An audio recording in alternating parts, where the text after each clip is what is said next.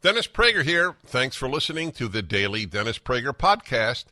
To hear the entire 3 hours of my radio show, commercial-free, every single day, become a member of Pragertopia. You'll also get access to 15 years' worth of archives, as well as the daily show prep. Subscribe at Pragertopia.com.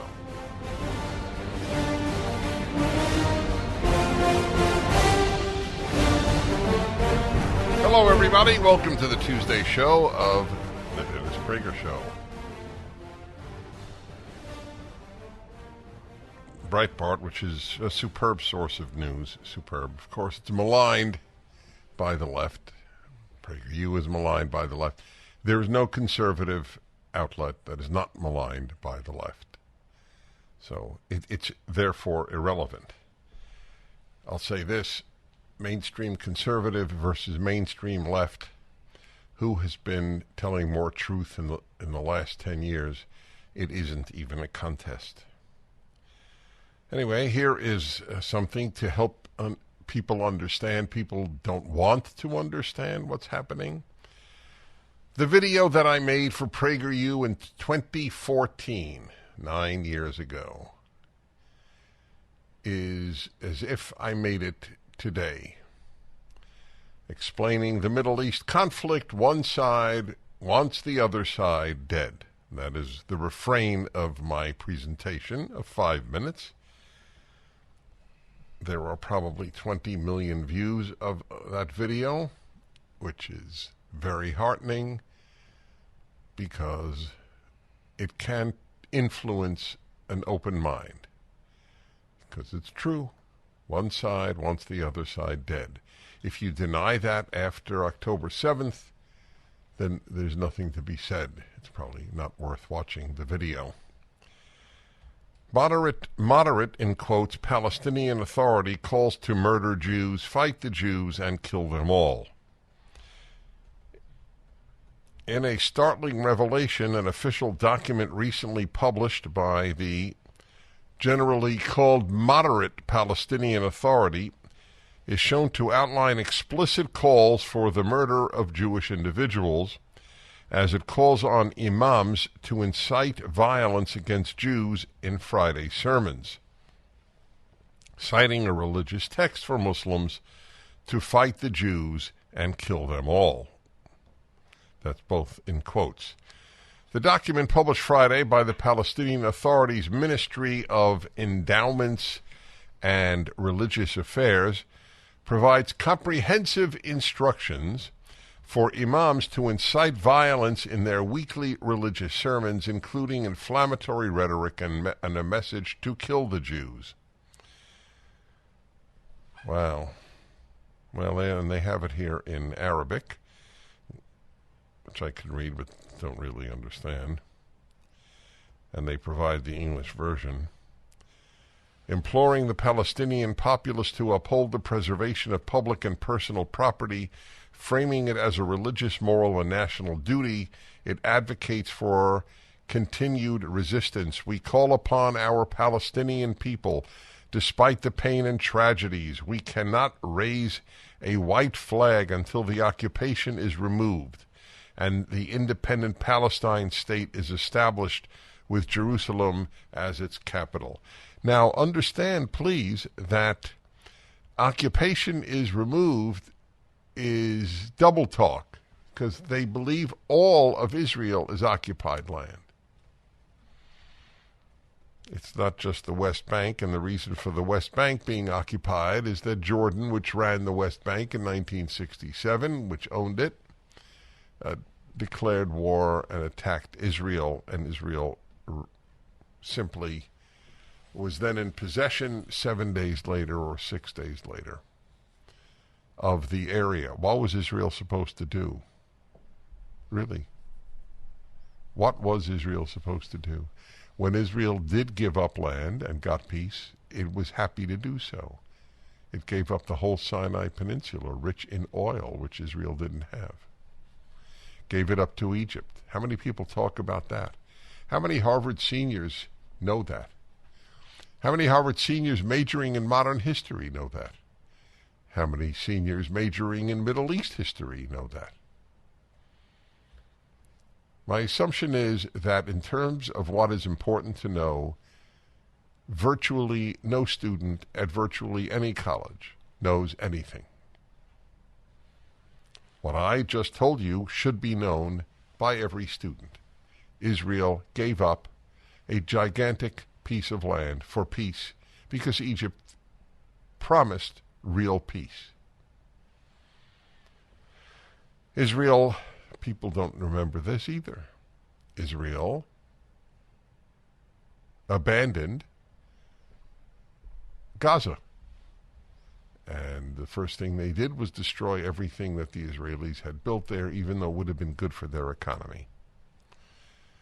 The text cites the Hadith, Islamic oral tradition, that incites the murder of Jews. Quote, "The time will not come until the Muslims fight the Jews and the Muslims kill them, until the Jew hides behind the stones and the trees, and the stones or the trees say, 'O Muslim, O servant of God, this is a Jew behind me, come and kill him.'" I don't know of any such text in Christianity or in Judaism with regard to an existing group of people. It is true that the Israelites killed the Canaanites. They didn't wipe them out, by the way. They reappear regularly, or at least reappear. And anyway, if you're not a Canaanite, there's really nothing to worry about. Or a Gilgamite. I went on the Gilgamite website the other day. Just nothing was there. The document was exposed Friday by the research departments of Hakol HaYehudi. That means the voice of the Jew, or the Jewish voice, really. News site and the Regavim movement, NGO, who likened its statements to a virtual declaration of war. The disturbing development indicates that the supposedly moderate Palestinian Authority appears to endorse a perspective paralleling that of Hamas, with both groups unified in their animosity toward Jewish communities, thus dispelling any illusions of a fundamental distinction between those two. That's right. But none of this seems to matter.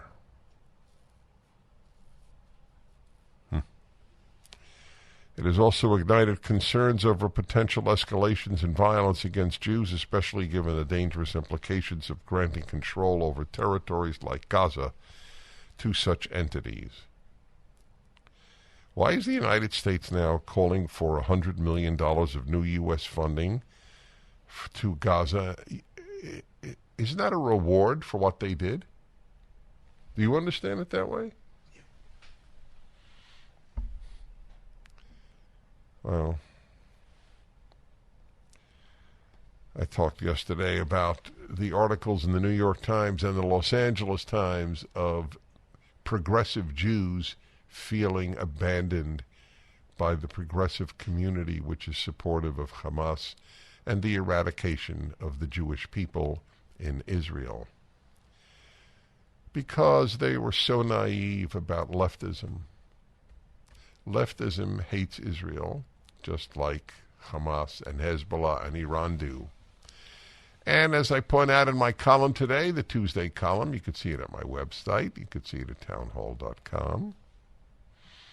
As I point out, the desire to wipe out Jews has been true in every generation from some quarter. And in this generation, it is of a large swath of the Muslim world and the left. Jews who are on the left, and I'm not talking about liberal Jews.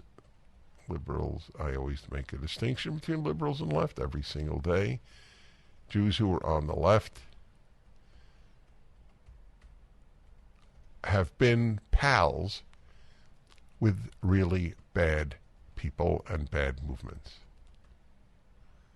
And now they're surprised. The ability of people to fool themselves appears to be limitless. And that is what many Jews did, American Jews, with regard to the left. Will it be a wake-up call? Among a few. A lot of people have deluded themselves about the left. This show is not one of them. We continue. My friends, I want to tell you about one of the most influential books of my life. In fact, it's on my list of the 10 books that most influenced me. And it's just been re-released. George Gilder's Men and Marriage. George Gilder has been clear about the stakes for the family since 1974. 50 years later, the need of the hour remains. Men who take responsibility for themselves, men who love their wives, men who raise their own children, men who tackle the workforce, motivated by their family and the needs of others. Without fathers, our civilization will simply sink back into the Stone Age. We need to bring dads back, or else. Get your copy of George Gilder's classic book, Men and Marriage, today at dadsareback.com. Civilization is built by men with families to feed. Yep, without the dads, we're toast. Get George Gilder's book at dadsareback.com. I call on you, my friend. I call on you, my friend. Bill Maher, who must live in a state of cognitive dissonance because he's been on the left his whole life, but he's a liberal. He has not put two and two together that the left, which he regularly excoriates, is truly the enemy of liberalism. That's the two and two that liberals have to put together. Jewish liberals who have sympathy for leftist causes, will they put two and two together? Their enemy is leftism? I don't know. Be interesting to see. In any event, here is Bill Maher from Friday night. And finally, new rule as an Ivy League graduate who knows the value of a liberal education, I have one piece of advice for the youth of America. Don't go to college. By the way, I'm going to keep interrupting because it's so good. If you found out that I wrote this script, you would believe it. Just let's say that. It's eerie. It is eerie how similar. Even sometimes the word, of course I didn't write it. I don't even want to imply that. I'm just saying it sounds like I did, and it is remarkable to hear it from him. Yeah, Sean even thinks it was pulled from stuff I've said over the years. It doesn't matter. The only point is worth making. The similarity is remarkable. Yep, don't go to college. How long have you heard me say that sending your kid to college is playing Russian roulette with their values? 25 years? At least. Let's go on. And if you absolutely have to go, don't go to an elite college, because as recent events have shown, it just makes you stupid. Okay. Now that's really eerie, because I have said college makes you stupid. By the way, the left has excoriated me for saying that. College makes you stupid. The left is proof. College not only made them stupid, and this is not meant as an attack. Of course it's an attack. But it's not meant as an attack. It's meant as either true or not. If it's not true, you should never listen to me. If it is true, you should never listen to the left. Okay? I mean, I'm making it as clear, as binary, yes, I'm a binary believer in most cases, as possible. Either the left is right or I'm right. We can't both be right. All they do is destroy. If I'm wrong, never take me seriously. If I'm right, never take them seriously. But you can't just dismiss it. Decide. That's right. College makes you stupid. That is correct. If Bill Maher says it and his audience applauds, that is a major gain in America. They are wastelands, most of our universities, morally and intellectually. They have more administrators than students, and these administrators could have been trained in Beijing. All they are mind manipulators of DEI, diversity, equity, and inclusion, and teaching that all whites are racist and other racist doctrines. Your children are taught scummy ideas at college. Some of the kids will not be affected. A, they have already been aware of this, and you or others have taught them, like Prager, to be honest. Or they were drunk most of the time and heard nothing. Those are the only two groups that are not adversely morally affected by the left-wing run universities. Bill Maher is right. College makes you stupid, and the more elite, the more stupid. Continue. There are few, if any, positives to come out of what happened in Israel, but one of them is opening America's eyes to how higher education has become indoctrination into a stew of bad ideas, among them the simplistic notion that the world is a binary place where everyone is either an oppressor or oppressed. In the case of Israel, oppressors being babies and bubbas. The same students who will tell you that words are violence and silence is violence were very supportive when Hamas terrorists went on a rape and murder rampage worthy of the Vikings. They knew where to point the fingers at the murdered, and then it was off to ethics class. That's right. Good one. Now,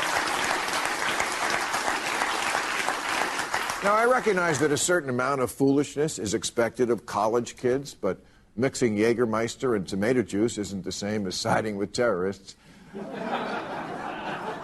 34 student groups at Harvard signed a letter that said the apartheid regime is the only one to blame, proving they don't know what constitutes apartheid. They don't know much of anything, actually. That's right. But it doesn't deter them from having an opinion. They've convinced themselves Israel is the most repressive regime in history because they have no knowledge of history or even a desire to know it. And actual history doesn't come up in their intersectionality of politics and genderqueer identities class.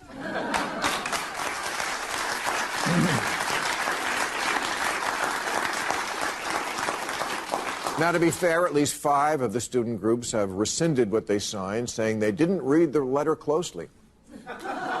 And they promised not to make that mistake again after they graduate and start running the world. But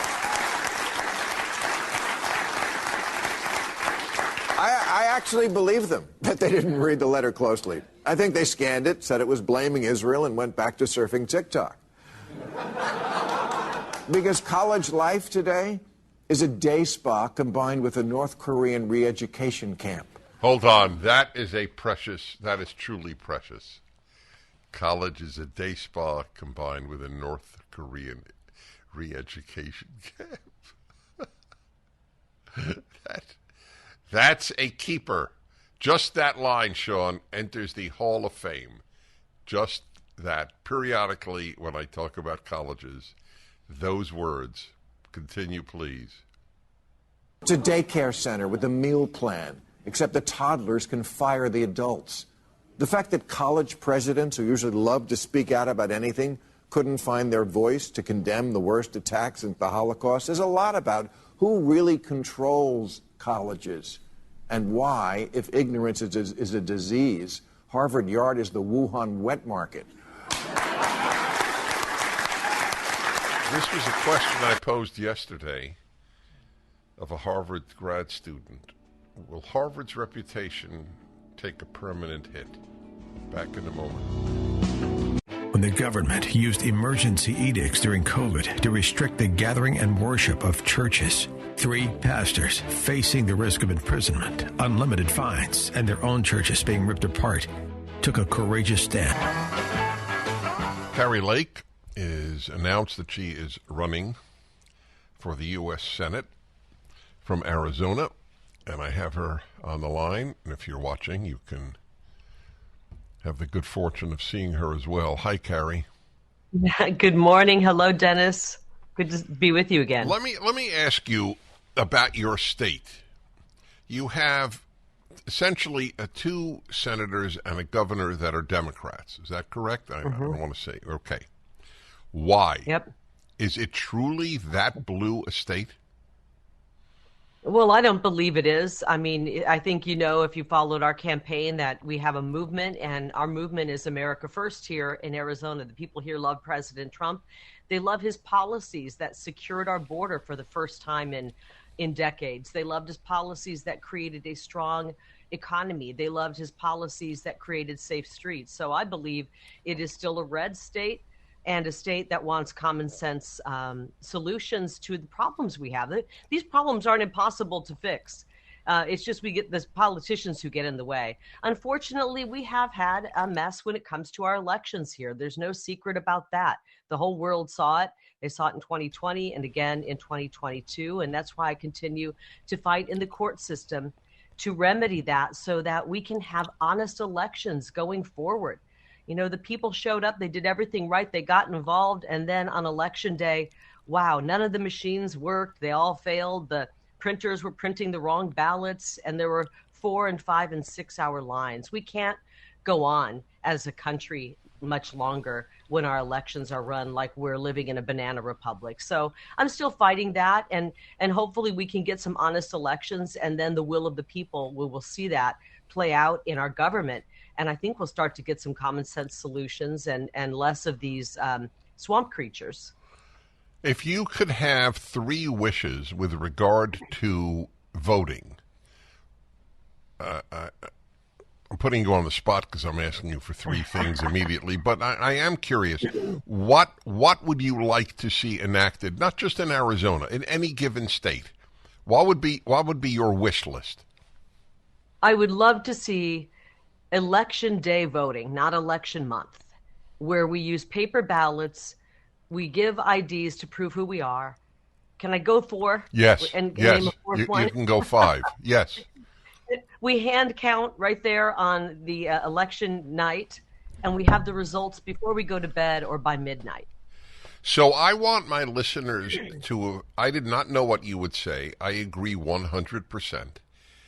Why doesn't it tell people all they need to know about the Democratic Party, that they oppose everything you just said? Why is that not determinative? I think your listeners already know the answer to that. The Democrat Party is, first of all, it's not the same as the Democrat Party of yesteryear. It is a party that is pushing right straight out Marxism, and their policies are disastrous. That's why we're living in the world that is so dangerous right now. We're on the precipice of World War III. Our borders are wide open. We have an invasion in our country. We have crime that's out of control on our streets. We've got the drugs pouring in, the homeless population growing. I could go on and on with the problems. These are Democrat policies playing out, and they just don't work for the people. They don't work. Joe Biden has us on a fast track to total destruction. As I said when I announced, I'd like to put him on an Amtrak back to Delaware, and I'd like him to take all of his friends like Kirsten Sinema and Ruben Gallego, who are running for Senate here in Arizona, and I'd like them to get on the Amtrak with Joe and let some people who actually love this country and want to solve these problems get busy in Washington to do that work. So I want just to return to that. I want people listening to ask members of their family or friends who are Democrats, do you oppose paper ballots? Why was a change ever made? What is more secure? They had to. They had to make elections so complicated, and that's what they are. They are so complicated now. You've got the tabulator machines, you've got various types of printers, you've got voting centers. You have to figure out, where do I go to vote? It used to be, Dennis, you just went to the church or the elementary school right around the corner. We voted in small precincts, so it was very easy to detect fraud. You had a small voter list that you could match the name and the ID to. It was very secure, and it worked. We've been voting with paper ballots for hundreds of years. or, since we've had paper. We've been voting with paper ballots. It's very simple. They had to make it complicated so they could inject various levels of fraud in our voting Right. system. Well, all right. They We're had going to to drag it continue. out over a month. We'll continue. They had to drag it out over a month. That's right. That's so key. Back in a moment with Kari Lake.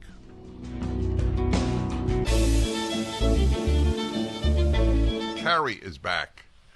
Kari Lake in Arizona. Have you followed the Arizona state issue with Charlie Kirk and myself? Absolutely. As a matter of fact, when Robert Kiyosaki and you and Charlie were going to speak at ASU, and Robert became aware that they were trying to ban you, he reached out to me, and I put everything I could in motion to start getting some media to cover, because, the media wouldn't cover it. And I helped Robert get a lot of good media and honest journalists to come in, because there's a few honest journalists out there. And they started covering the story and getting it out there. And I think getting that coverage actually helped save that speaking event that was so important for people to be able to hear. And now I'm following what's happening with Charlie and these outrageous professors that are brainwashing and damaging the minds of our children over at ASU and other campuses, frankly. So I spoke before the Arizona State Senate in Phoenix, and I just want my listeners to know that talk is on the internet. That 37 professors out of 45, I believe it is, at Barrett College. It's an honors college, and I talked about and wrote about the garbage that so many of them write, and that they called me a white nationalist. I mean, I lost relatives to white nationalists as a Jew. Mm-hmm. They, in effect, these 37 professors basically called me a Nazi. Now, I'm not hurt by it. I'm hurt for the state, the sick state of Arizona State University, that is the moral and intellectual level of so many of their professors. Well, I mean, they're hiring people based on diversity, equity, and inclusiveness, or whatever they call it, DEI. I call it DIE because you're going to watch free speech die. You're going to watch pure education, fundamental education. That's good, die. By the way. That's good. I should do that. Diversity, inclusion, equity, die. That's good. When that's how you hire people, you're destined for failure, right? You're destined for failure. Actually, that's a very racist way to hire. You're basing hiring on someone's skin color. I think people want to be hired based on their ability. I would want to know if I were hired for a job, I was hired based on my ability. So it's horrible what's happened. And I don't blame you. You talked about these students doing stupid things, and you're watching them march in support of absolute barbaric terrorists. And I want to blame these students. That's the easy way out, is to say, oh, these students are terrible. Oh, this is horrible. I blame politicians and our education system, that we have continued to fund an education system that has brainwashed our kids K through 12. And then the cherry on top, when they go off to college, they get the final doses of brainwashing and indoctrination. And, we're expecting a lot from our kids to come out of this system, this education system, intact and intelligent. It's impossible almost. And so the ones who do come out intact, God bless them. And maybe somewhere along the way, their parents did something right. I know, and I've told you this, Dennis, when my kids were little, if they wanted to play video games for an hour or 2 hours, if they wanted to do something fun, go somewhere fun, we always made them watch, anywhere between 3 to 5 Prager U videos. And I really, truly believe that is what helped keep my kids from falling to the indoctrination at school. Yeah, well, thank you for saying that. That's the other thing. I mean, the stuff that PragerU was accused of relentlessly in the media. So what's your final message? You're running for Senate because?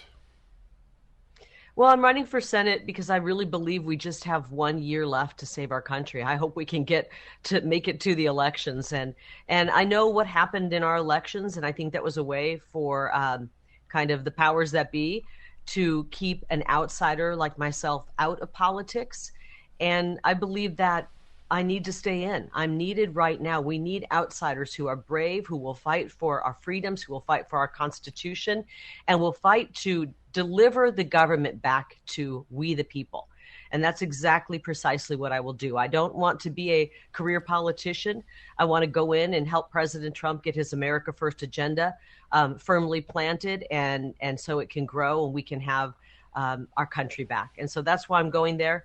And I'm looking forward to the year ahead. It's going to be a battle. I'm ready to duke it out, but I refuse to surrender another hill to what I believe is communism and globalism, which is at our door. They are.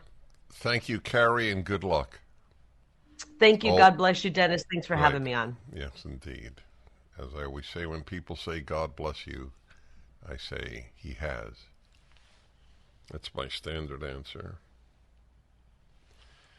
Well, I will say this. The U.S. is the greatest creator today of toxic ideas.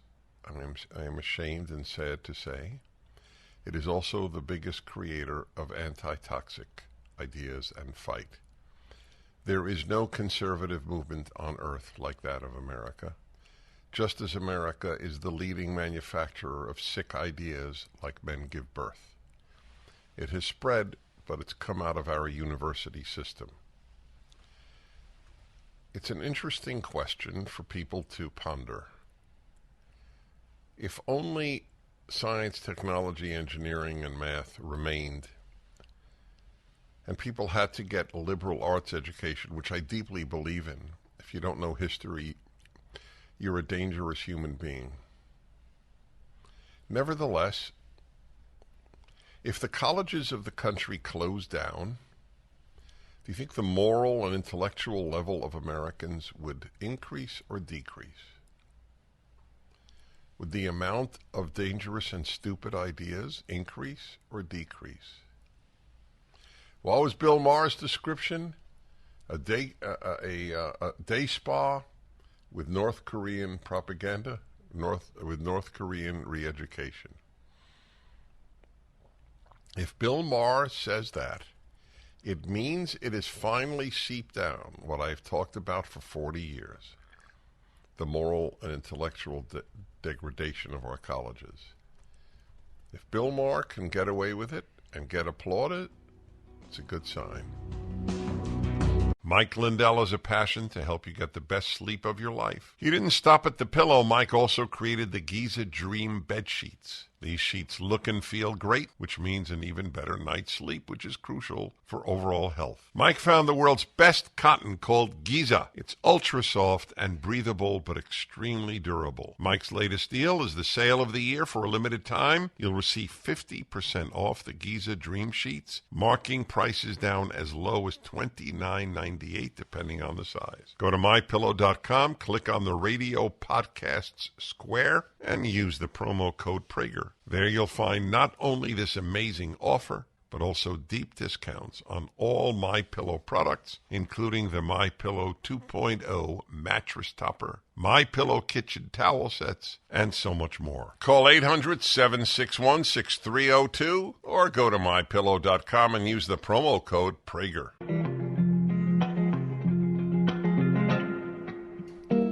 Well, let's hear the end of the Bill Maher monologue, which about the universities. It's really been funny and powerful.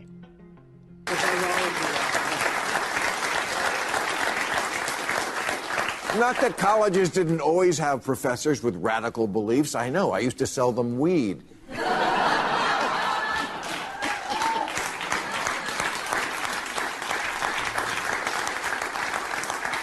But the reason why despising Israel became pretty much a requirement of the American left is colleges, elite colleges, the mouth of the river from which this and all manner of radical left, illiberal, yes, illiberal nonsense flows. supporting all black, that is, segregated dorms, segregated graduation ceremonies, and orientation programs, which occur on hundreds of campuses, is illiberal. So is the racism against Asian applicants and chasing speakers off of campus. When the First Amendment watchdog group Foundation for Individual Rights and Expression began ranking colleges based on their commitment to free speech and inquiry, Harvard came in dead last. There's only one set of acceptable opinions on campus, and it's policed hard. The old dorm room bull sessions, it's less risky shooting the in Scientology.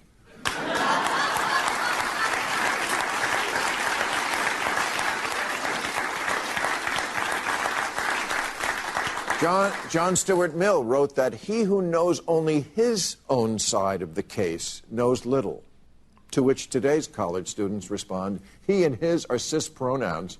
Great line. That commit violence against queer and BIPOC communities, so who cares what John Stuart Mill says, whoever he is. Oh, and Thomas Jefferson was a slaveholder. He might have done some other stuff, but it wasn't on the test.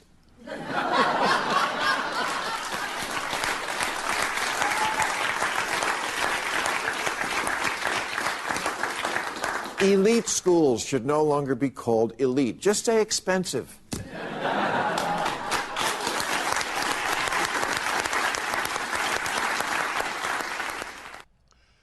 Well, it's pretty devastating stuff. Yep, they learned to despise Israel at college. Israel is a free and open liberal society. Hamas is a totalitarian, Nazi-like regime. And college students increasingly support them.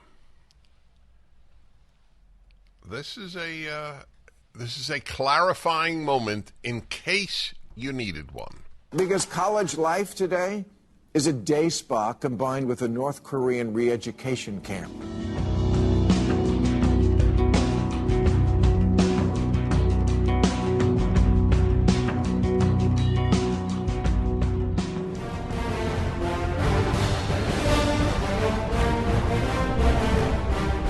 Hi, everybody. Dennis Prager here. On a personal note, and I haven't noted this generally, but for whatever reason it hit me today. It's my mother's birthday, October 24th.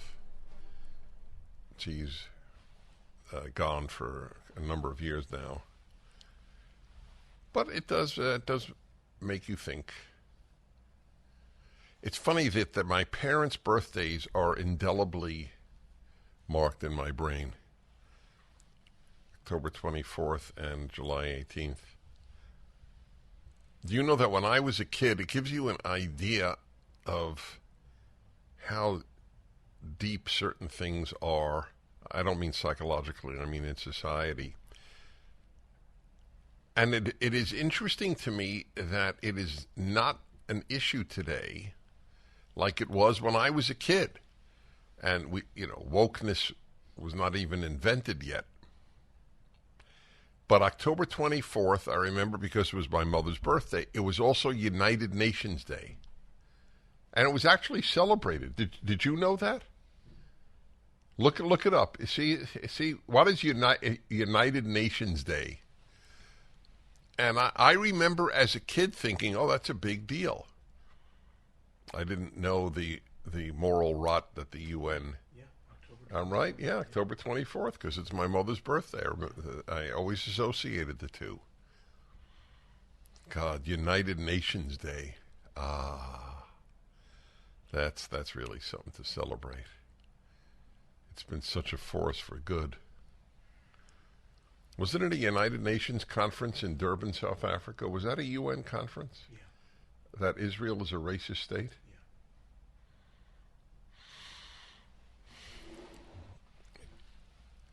Here's a sick story for you. Woke, or it's from the Daily Mail today.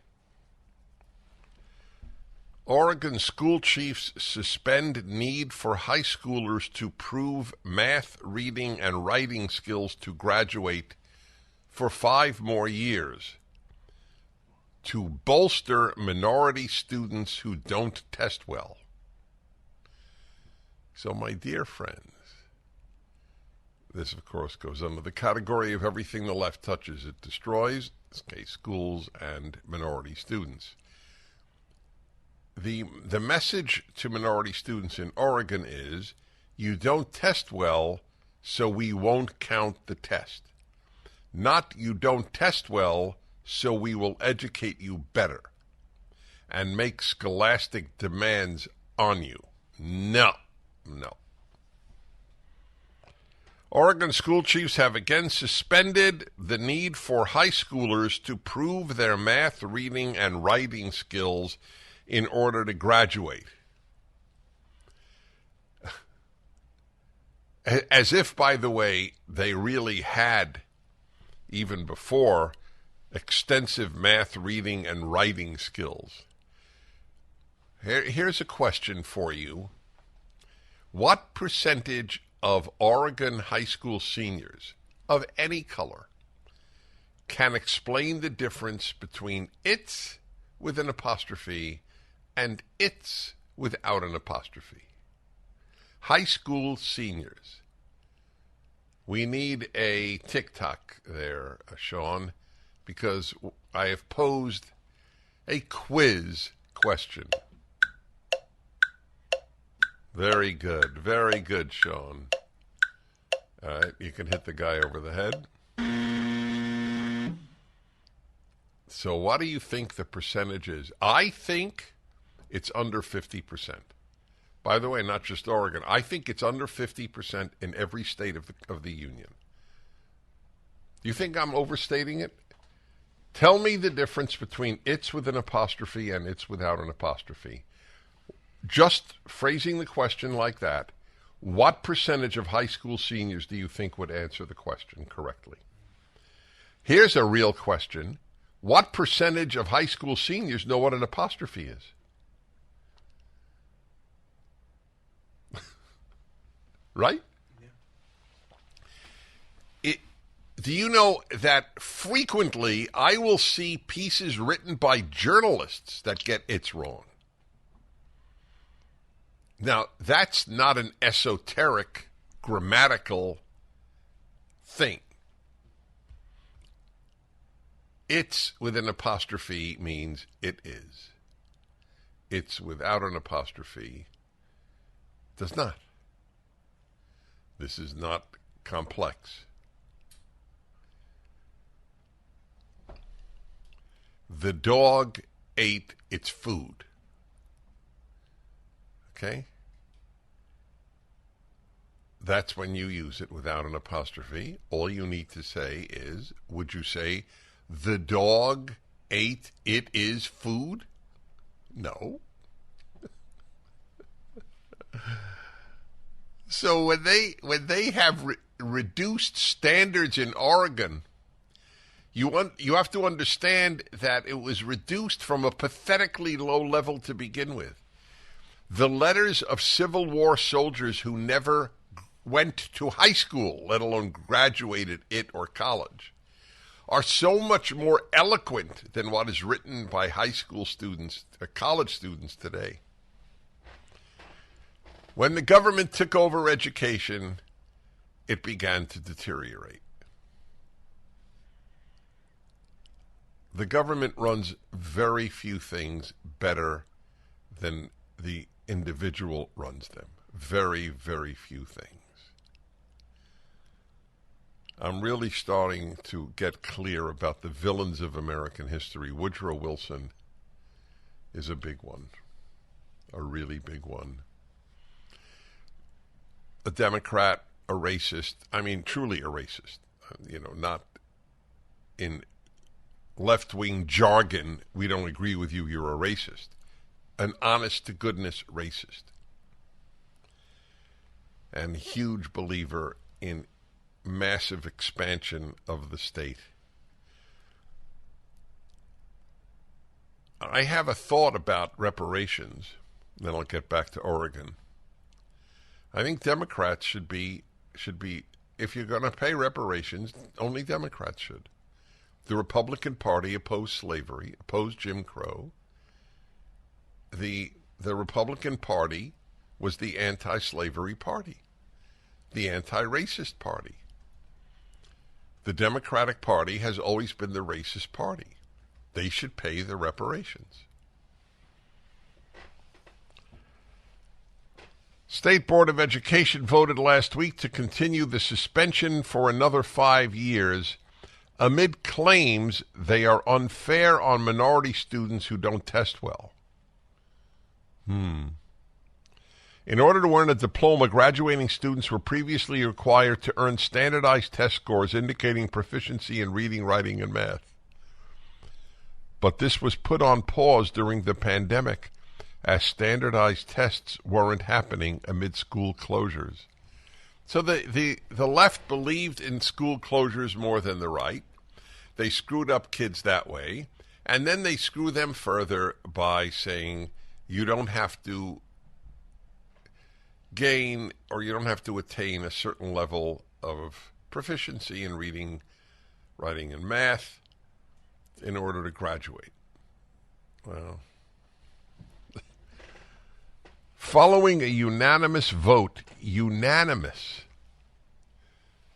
Oregon is really sick. It was unanimous? The Oregon State Board of Education last week, the requirement will not be in place for at least the next 5 years. Fascinating.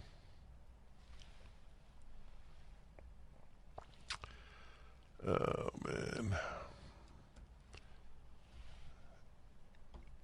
Now, let me read to you more about this.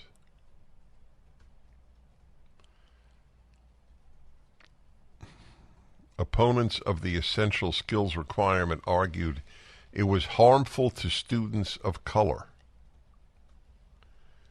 students with disabilities, and those learning English as a second language. Would they do this with regard to a driver's test? Would they do this with regard to a pilot's test? Well, United Airlines is.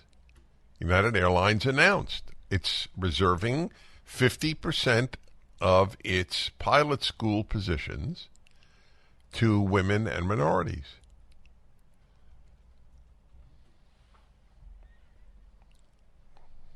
Everything the left touches, it destroys, including minorities' ability to advance. We'll return. So you see what they're doing to damage students again. The left's damaging of children is incredible. So for another 5 years, how you score on the standardized tests of reading, writing, and math won't count toward your graduation. In other words, you could know virtually nothing and graduate. This is the Oregon State Board of Education. So I looked up who is on the Oregon State Board of Education. And shocker of shockers, all women. Stunning. I couldn't believe it. Of course, you could say anything you want about men. You say men are overwhelmingly the sources of violence. No, nobody bats an eyelash. But if you point out how utterly disproportionately women are hurting children through schools, through hormone blockers, through the robbing of their innocence with drag queen story hours when they're 6 years old, that if you point that out, then you're a misogynist. You can say anything you want about men. There's toxic masculinity, but there's no such thing as toxic femininity. Of course not, because the left does not hold truth to be a value.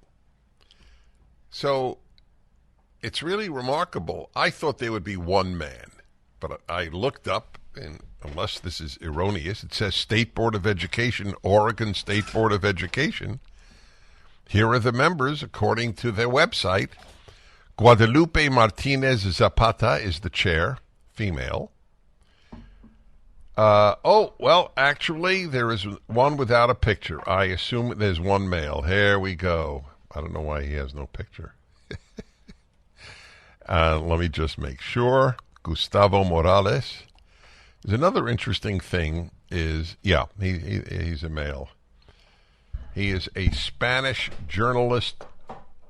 No, that doesn't make sense. No, that doesn't make sense. That's a different Gustavo Morales. Let me see.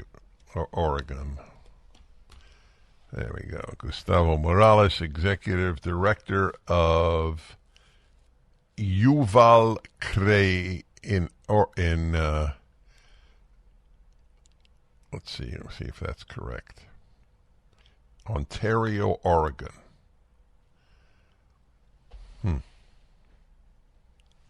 Gustavo is the Executive Director of Yuval Cray, an organization that develops the social capital and leadership capacity of community members. Do you understand that? So I asked my producer's a very bright man, just for the record. So you didn't understand that. What if, God forbid, you were placed in solitary confinement and were not allowed out till you explained that sentence? Sure. Would you remain there the rest of your life? Wow. Can you explain it? Of course not. I would be, hopefully, with you in solitary confinement, but then it's not solitary. It's an organization that develops the social capital and leadership capacity of community members. Gustavo was appointed by Governor Kate Brown to sit on two positions. I see. The Oregon Advocacy Commission on Hispanic Affairs, and a board member for the Cultural Development Board for the State of Oregon Cultural Trust. Wow. Okay. So he's the one male. The chair is Guadalupe Martinez Zapata. She is one of 6 siblings and the daughter of working-class parents with the highest aspirations and regard for education and civism. You ever heard that term? Civism? Didn't you just have a civism at the doctor? You didn't? There wasn't a civism? Oh, civism is that lump on your skin it was a civism. I don't know what's... Okay. Guadalupe inherited this love and commitment to education. Good citizenship. By the good citizen. I know, I assume that. Okay. Right. It's a new word, though, I presume. And anyway, it doesn't matter. Guadalupe inherited this love, by the way, it's love for, not love to, but doesn't matter, and service, and has made a lifelong career of creating pathways of accessibility and equity for non-traditional student populations. What does that mean? What is non-traditional? Non-white? Is that what it means? By the way, the term civism. Yeah, the term civism. It comes from the French Revolution? Oh, yes. God, I'm so happy we found that out. All right, so she's the chair of the Destroy Children Commission known as the Oregon State Board of Education. Next, Libra Forde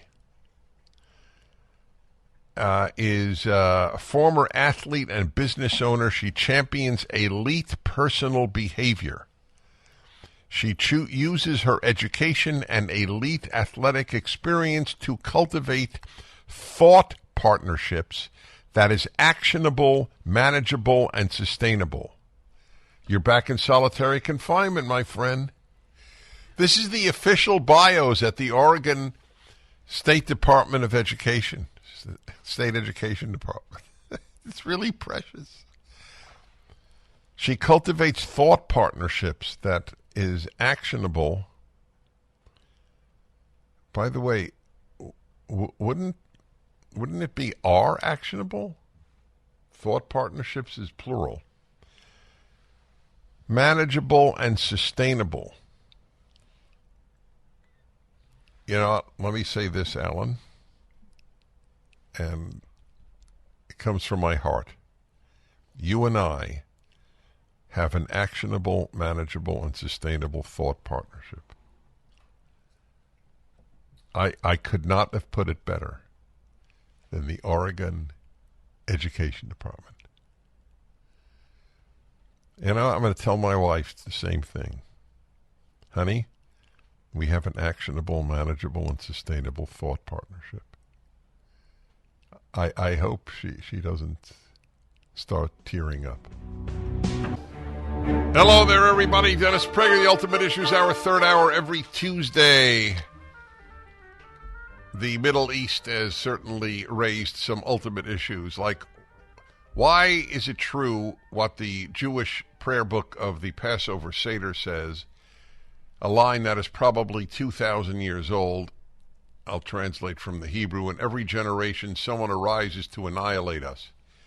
And as I always point out, not to persecute, not to enslave, to annihilate. There is no hatred like Jew hatred in the history of the world, where the purpose is the annihilation of the Jews. The Nazis did it, or that was their aim, and they largely succeeded in Europe. And that is the aim of the Iranian regime, one of the most powerful regimes in the world. It's the aim of Hamas, the aim of Hezbollah, and the aim of the Syrian government and others. So that's the ultimate issue today, and I have a guest. I rarely have a guest for the Ultimate Issues Hour, but he's an extremely thoughtful man, one of the most successful playwrights in the United States, and screenwriters and film director David Mamet, and I am delighted that he's here. I wish it was a different topic. I wish it was a happy topic, like bulldogs. Ah, yeah. Now you're talking, yeah. Now, you see, I knew I'd hit home that. So before anything, because I think it is so bloodily instructive, I want to see if this call, bummer. Totally understandably, my screener cleared the lines for the Ultimate Issues Hour. But somebody from Ohio, I hope you're still listening, said that there are no left-wing Jews who are supporting Hamas.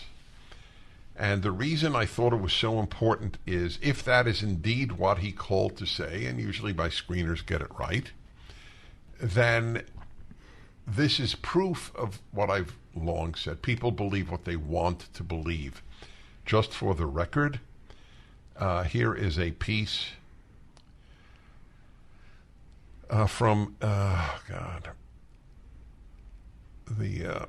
here is a piece from France 24, hardly a right-wing organization. Not in our name, Jewish New Yorkers speaking out for the Palestinians. And then there was the demonstration in Washington where protesters on Capitol Hill against Israel's, quote, genocide in Gaza wore tallit. This is from the Israeli news Ynet. Yeah. Liberal organizations, Jewish Voice for Peace, calls for ceasefire as hostages held in Gaza, angering Israelis. Reform movement responds, does not represent the reform movement nor a significant portion of the overall Jewish community. Some left-wing Jewish groups in the United States are siding with Hamas in the current war on Israel's southern border. Okay, anyway. I wish he were on so that I could ask him why he thinks that doesn't exist. David Mamet wrote a piece, was it yesterday or the day before? Yeah, I don't know. One of those two, yeah. Okay, came out yesterday. How the Democrats betrayed the Jews. I grew up in a tiny Jewish enclave on Chicago's South Side. And that's how it begins, and you describe, as I have of my own life, as I've said on my birth certificate, it said Democrat. That's right, yeah. And that is not changeable. Sex is changeable. Yeah, of course. But Democratic Party status isn't. That's right. That's right. Well, what happened to the American Jews is some of the doctors and the Moyles got confused because instead of snipping off a little bit of foreskin, they took off our cerebral cortex, and we're incapable of thinking. But the good news today, and I don't know if you saw this because it just came out, is that Hamas said as a gesture of conciliation, they're considering sewing the heads back on some of the babies. Oof, that's dark. That's very dark. By the way, there is more they have actually called in journalists to see pictures of some of the atrocities yes, I know. That won't show to us, yes. that were committed. Yeah. I learned yesterday, and I've been very careful. I have not spoken once about the decapitation because I want to see. I believe it, as I said, but I need to see. I would like to see proven evidence because I remember atrocity reports that came out of Kuwait about children, and it turns out not to have been true. It's why it's important never to lie.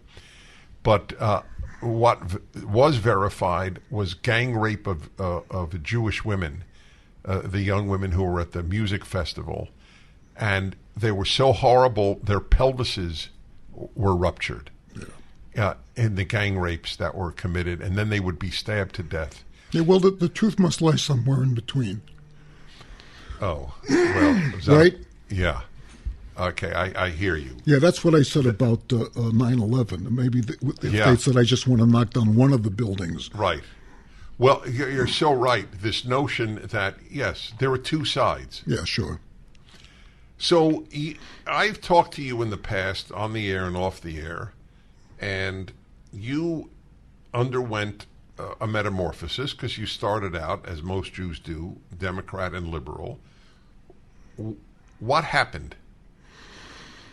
What happened is I sat down at the kitchen table and I started saying, wait a second, I'm not living my life exactly according to the things that I profess. And then I looked around at all my liberal friends because they were the only friends that I had, and I noticed that neither were they. So then as I kind of rediscovered my Judaism of 30, 40 years ago and started reading the Torah, I started seeing that everything that's happening in the world has always been happening, and that everything I was going through as a Jew was what always happened to the Jews, which we always wanted to go back into Egypt. And that it occurred to me that Moses didn't have any trouble with anybody, the Hittites, the Hivites, the Jebusites, the Amorites, the Philistines. Only people he had trouble with were the Jews, because the Jews always wanted to go back to slavery because that's the human condition.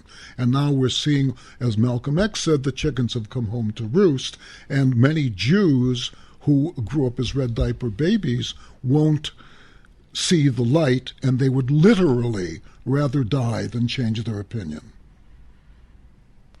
Wanting to go back to Egypt is a very powerful theme. I like that. And, of course, it's the human condition. It's obviously not just about Jews, but the Torah is honest in its depiction of the Jews. I'm curious on a personal level. You spoke about your liberal friends. Are you still friends with them? No, one cannot be friends with liberals anymore because they cannot be friends with me. Because anything which threatens the most important thing in their life cannot be taken up.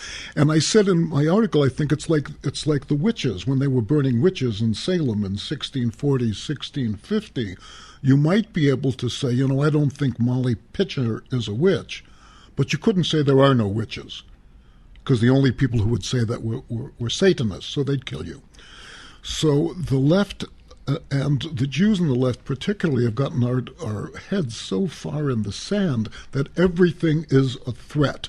And if we look at what happened on the 7th of the month, it all goes back to the fall of the Second Temple. The Second Temple fell and the Jewish state was done. So for 2,000 years, basically we've either been slaves or house servants to the West. And when we started getting into Germany in the 1820s, 1830s, they say, yes, you can come here, but you have to in effect pass for white. You can't be Jews, you can be Germans of Hebrew extraction, but anytime we feel like it, we're going to take everything you own away from you. So that we've, from 2,000 years of slavery up until the formation of the State of Israel, we even internalized the habit of saying, please don't hit me. And the other thing we've internalized the habit of, anybody who lives farther east than us They're the bad guys. Those bad guys in wearing a Stremel in Brooklyn, they're the guys you want. Or those Ostjuden living in Poland, they're the guys you want. I'm a good Jew. Oh, those Jews living in Israel, they're the guys you want. And so now we've come to the place where Jews are supporting the Democratic Party, which is supporting anti-Semitism and, through funding Iran, the murder of the Jews. We'll be back in a moment. I'm speaking to David Mamet. I mean, obviously they would respond. Didn't Joe Biden condemn vociferously what Hamas did? So you'll have to amplify on your point about the Democratic Party when we come back. David Mamet's piece, How the Democrats Betrayed the Jews, is up at DennisPrager.com. We return. I wasn't born this way. I've been living a lie, they say. So when it My guest is the eminent screenwriter, director, David Mamet, who is, I'm choosing my words here, who decades ago already, underwent the transformation that I wish all Jews did, to realize there is nothing in common between leftism and Jewish values. Nothing, just as there's nothing in common between leftism and liberal values. By the way, what you said was, when you said you discovered that you were not practicing what you're preaching, as I've said to Jews for many years, why don't you preach what you practice? Well, you indeed. were practicing Jews live conservative lives. That's right. But preach leftism for others. That's right. I went to dinner with all Jews. That's all we're talking about anymore, because we're under a new Holocaust. And I went to dinner with some people in the neighborhood, and they were talking about the terrible, the West Side, super liberal, super woke private schools, which I've had some kids in them, and some kids in public schools. They're just wretched. You're paying the schools for the right to turn your children against you. And this guy said, they were at this school, and he talked about how terrible it was and how bad it was for Jews and how bad it was for sexual indoctrination. And the kid is about to graduate in June. I said, why don't you take him out? He said, well, I would, except he's going to college, and I want to make sure that he gets into the college. So I said, where's he going? Well, he's going to Columbia. What's he going to study? Philosophy. I said, well, why don't you give him a lesson in philosophy? That philosophy is the study of the difference between good and evil and the search for truth. And if you want to teach this kid philosophy, take him out of school and go back to Columbia and see if they'll take him or not, and if they won't, to hell with them. Because then you're protecting your child rather than saying, I'm going to give him over to the educational establishment and they're going to rape his mind. How did he respond? Well, how he responded is the way somebody always responds when I talk to them that day. They say, yes, but. Yes, but, and what was the end of the sentence? Yes, but what? Yes, but, well, we can't do that because he won't get in. So I was talking to Fox today, and I said, well, the idea that you need to send these kids to school to meet people and to get involved in that society is like saying, I want to send my daughter into a brothel because she's going to meet a lot of influential men. Right? This is the lost generation that we're looking at, Dennis, and you guys know it. If you send these kids to school and they're going to get radicalized, why? Because either they can't resist the peer pressure, but more importantly is because they've been abandoned by their parents and they know it. So sending a kid to these liberal schools that promote Jew hatred is like letting Uncle Harry babysit them for the weekend, when you kind of know that he's sexually abusing them. But what the hell, where are you going to find a babysitter? Wow. By the way, your line about the brothel was very witty. Thank you very much. I actually used to do it for a living. Have my daughter enter a brothel because she'll meet influential men. That does summarize the university. Oh, my goodness. Unfortunately. So that's what I wanted to say, which is to my fellow Jews, take your kids out of school. Take them out. they're coming home for Thanksgiving, don't send them back. You figure it out when they get home. Sit down at the table and say, what do you want to do? How are we going to get there? And use your influence and your money to work that out. Take them out of the private schools. Homeschool them. If you got the money to send them to the private school, you got the money to homeschool them. Sit down at the effing kitchen table and say, what do you want to learn? We're going to see that you do it. Because the federal government and the teachers union didn't only destroy the black family, it destroyed the white family by supporting these dreadful universities. When you at the end of the last segment, you had mentioned about the Democratic Party being anti-Israel, and then I said, yeah, but the response will be, look at how Joe Biden has made such a powerful speech about Israel's right to defend itself and being so. How would you respond? That's called a speech, right? What politician has ever told the truth about anything? Maybe one or two in our lifetimes, by accident. But politicians speak to influence the mass to vote for them and support them.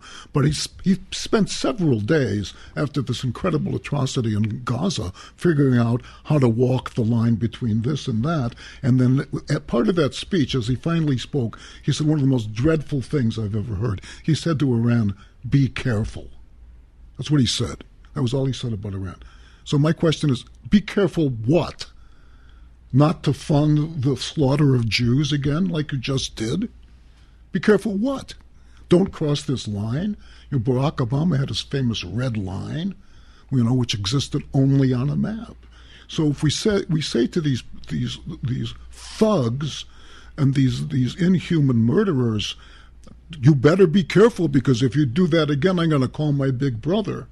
What would President Trump have done had this happened under his watch? It wouldn't have happened under his watch. I believe that. Okay. Wouldn't have happened under his watch because he'd actually brought peace to the Middle East. And you may remember Jimmy Carter, remember him? They had the hostages in Iran for 444 days. He didn't know what to do. He mafficked about. Ronald Reagan came in, they came back the next day. Because all that people understand in groups is power. Doesn't make any sense to send all of these carrier groups there if you're not going to use them. And it doesn't make any sense to say to Iran, you better not do this again while you're funding them. It's as ridiculous as having an open border on the south while having to go through customs at JFK. It's insane. The millions are sneaking in, or not even sneaking, it's basically open border. But a family from Germany where they don't allow homeschooling. Did you know that? No. Germany forbids homeschooling. Uh-huh. The left is united in America. They would like to ban homeschooling. Well, of course they would. Back in a moment with David Mamet. The Dennis Prager Show. For home a song. David Mamet, the illustrious screenwriter, playwright, director, is in studio with me, and he's sort of fed up, and he's right to be, with regard to. I mean, it is not a misuse of the Holocaust to say two things. One, the Iranian regime and Hezbollah and Hamas and tens of millions of Muslim sympathizers would like a Holocaust in Israel. In fact, unlike the Nazis who hid it, they proclaim it. That's a big, important distinction, how bad things are. And the West has been supportive, but I'm going to take a call here that disagrees with me, as I always do. But I just want to remind people, in light of what you said, David, about the Democratic Party, here is the Washington Post today. Obama urges Israel to minimize civilian casualties in war with Hamas. First of all, since when do former presidents speak out on these matters? Well, can I say something about that? Yeah, of course. There's been a continual minhag, a custom among American presidents that when they get out of office, they do not politicize. They do not. But Obama got out of office, and he mentioned that, but he said, "I'm not speaking out now as an American president, ex-American president, but I'm speaking out as a citizen." So, I mean, he's what a hypocrite. Right, who happens to have been a president. Exactly so. What a hypocrite. What the hell? But on the other hand, he's always, he don't like the Jews, he don't like the Americans, and he likes the Arabs. I get it. He's been very clear about that. Well, it is remarkable. As I said from the beginning, can you imagine, let's try to see a former president when Franklin Roosevelt was president. Can you imagine, and why? And someone needs to tell me why it would be any different. A former president of the United States saying, Britain has to minimize German casualties. Why would that not be an analogy? Well, there we are, and Biden just said again, and his Pentagon spokeswoman said today that as far as we will not condone this, we will not condone that, and Israel has to obey the laws of war. Well, what's that all about? What about Hamas obeying the law? Why are they castigating Israel? Because, as Abba Eban said, it's the only country the world expects to act like Christians. Yeah, that was a great line of the most eloquent man of his generation. Amen. Okay, so let's go to Carlton, Georgia, and John. Hello, John. Hello, Dennis. Hi. Hey, thank you so much for taking my call. Thank you for calling. I enjoy your show. Good. Was that me you were talking about in the lead up to this call about saying that I disagree with you? Oh, I read it wrong. It says media presents half-truths. I thought it was Dennis. Oh, good. Oh, yeah. No. I blew that one. Yeah, I'm sorry. No, I'm sorry. I didn't mean to call you out on that. I just wanted to make sure you didn't think that. Yeah, no. You were right in calling me out on that. Anyway, go ahead. Okay, good. Thank you. I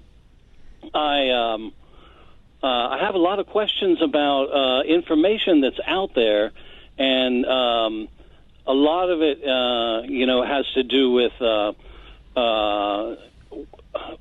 nature of the Jewish state and the nature of the Palestinian, not state, but Palestinian, Palestinians. And I want to preface this statement by saying, please bear in mind that I have no opposition or necessarily support for the state of Israel, but I have vast opposition to these Palestinian activities. And so the things that I want to get your perspective on are, I hear you among many other media personalities and writers talk about the horrible way that Jews are talked about by Palestinians, and I've seen that myself. It's rampant. You do not have to look to find horrible, dehumanizing statements from Palestinians toward Jews. But why do I not hear you or other writers also talk about the dehumanizing statements that come from Jews about the Palestinians? All right, hold on. I got to take a break because an important question, and I'll respond. Dennis Prager here. Thanks for listening to the Daily Dennis Prager Podcast. To hear the entire 3 hours of my radio show, commercial-free, every single day, become a member of Pragertopia. You'll also get access to 15 years' worth of archives, as well as the daily show prep. Subscribe at pragertopia.com.